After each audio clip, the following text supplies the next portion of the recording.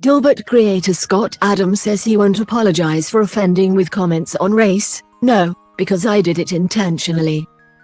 In his first network TV interview since being kicked off the pages of hundreds of newspapers for comments widely perceived as racist, the creator and writer of the Dilbert comic strip declined to apologize. No, because I did it intentionally, Scott Adams told Chris Cuomo on Monday night's edition of NewsNation's Cuomo. After Cuomo asked whether he felt he owed people who were offended an apology. I offended people so that they'd be drawn to the solution. Double quote. Adams repeated again and again that he'd meant to rile people up when he said on the February 22 edition of the YouTube show Real Coffee with Scott Adams, while discussing a Rasmussen poll, that white people should get the hell away from black people and called black people a hate group. Double quote. Within days, Adams's cartoon, which riffed on office culture before The Office or even the movie Office Space, was pulled.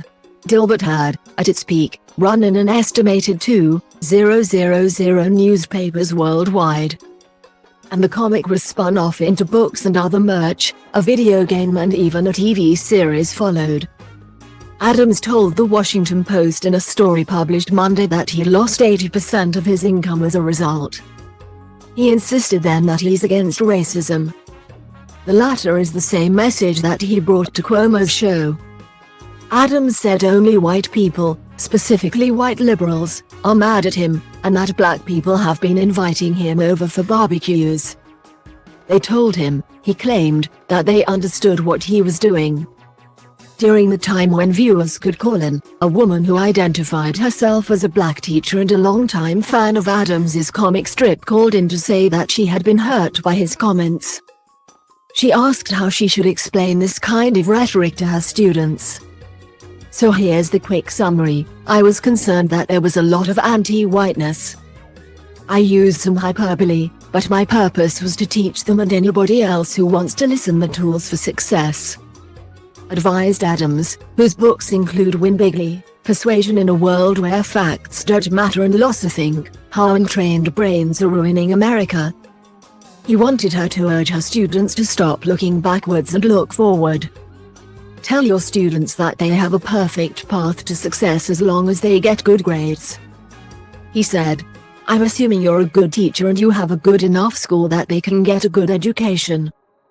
And if they employ a strategy, and don't look backwards as a strategy, they'll do great.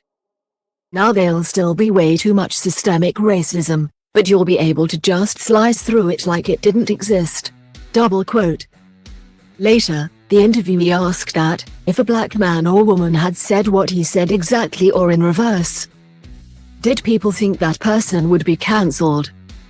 Everybody knows the answer is rhetorical, Adams said, laughing. There's not a chance in the world they'd have been cancelled. So I wanted as much free speech as Black America. I'm the only one who has it. I'm the only one in the whole, I wanna swear. But I won't, in the whole country who can say what I mean and have a productive conversation. Double quote. At the end of the interview, Cuomo asked Adams if he would do it again. Would I do it again to get to this place? He answered. I have to tell you, I feel like I'm supposed to be here. It's a weird feeling. Like I never felt bad about being cancelled, and I can't explain that.